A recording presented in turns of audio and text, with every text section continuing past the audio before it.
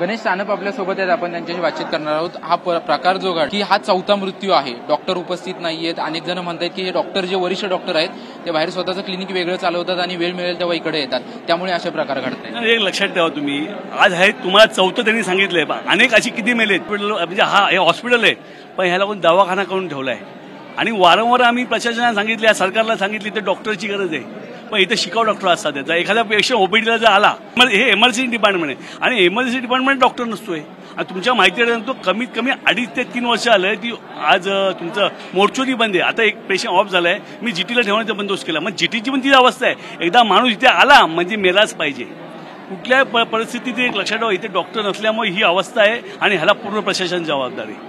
अध्यक्ष आलेत, अध्यक्ष भेट घेत आहेत, ते म्हणतात मी आलो, माझ्या देखील बाबतीत समोर आली, वरिष्ठ डॉक्टर कोणी नाहीत, स्वतः आरएमओ देखील नाहीयेत, अध्यक्षांच्याच मतदारसंघामध्ये हॉस्पिटल आहे। अध्यक्ष एवढं वर्ष 2.5 वर्ष काय करत होते हे अध्यक्षाला माहित नाही का? फक्त येतात राऊंड मारतात। आता पण तिकडं गणेश सानप आल्यामुळे अध्यक्ष आले इकडे बघायला, अध्यक्षाला काय पडले 2.5 वर्ष कुठे होत्या? 2.5 वर्षाची ही अवस्था आहे, हे 4 पेशंट हे अध्यक्षाला माहित नाही का? आता अध्यक्ष आलेत, कसे आले? आता सहानुभूती दाखवायला, कारवाई काय होणार? डॉक्टर कुठे? पेशंटचा इलाज कुठे होणार? चळवण पण काहीच म्हणजे आवाज मी काय म्हटलं तुम्हाला, हे हॉस्पिटल राहिलं नाही, हे दवाखाना झालेला आहे, ह्याला पूर्ण जबाबदार हे प्रशासन आहे, हे सरकार आहे। फक्त मोठमोठ्या बाता करायच्या, आम्ही हे करतो, आम्ही ते करतो, आम्ही लाडका इथं लाडका माणूस मरतोय आणि लाडका बहिणी करतात। तुम्ही बघितलं असेल आता त्या बिचारा महिला पण तिकडे झोपल्यात रस्त्यावरती, आपल्या पोलीस भरतीला ही अवस्था आहे।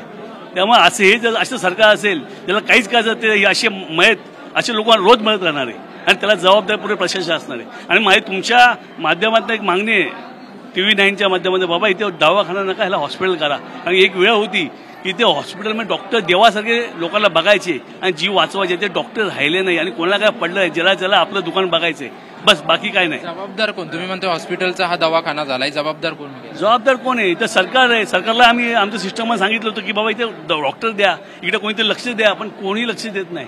वारंवार सांगून ह्या गोष्टीवर कुठे तुमच्या माध्यमातून सांगतो की एक मेहरबानी करा की बाबा या प्रशासनाचे डोळे उघडून दे आणि बाबा इकडे लोकांचे जीव वाचवून दे। या सरकारने फक्त बोलायच्या गोष्टी करून दाखवा, करण्याची गरज आहे। डॉक्टर द्या ना इकडे, मशिनरी नाही, मशिनरी पण डॉक्टर नाही। अनेक डिपार्टमेंट इथे बंद झाले, 4 ते 5 डिपार्टमेंट बंद झालेत, तरी त्याच्यावरही लक्ष नाही। आम्ही लेटर दिले वारंवार, तरी कुठलं लक्ष दिले जात नाही।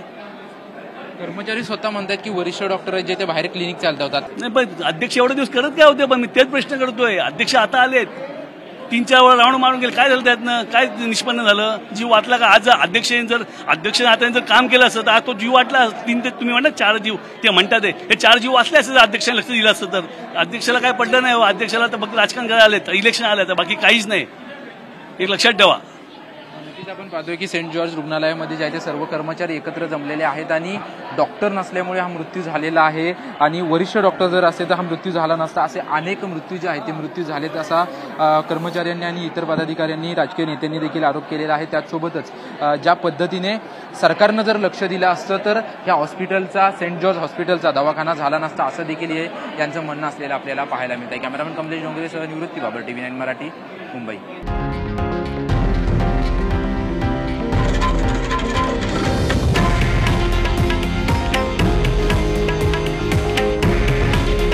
हे आहे देशातील नंबर 1 न्यूज नेटवर्क आणि आपण पाहत आहात TV9 मराठी। काळजी तुमची, हित महाराष्ट्राचं।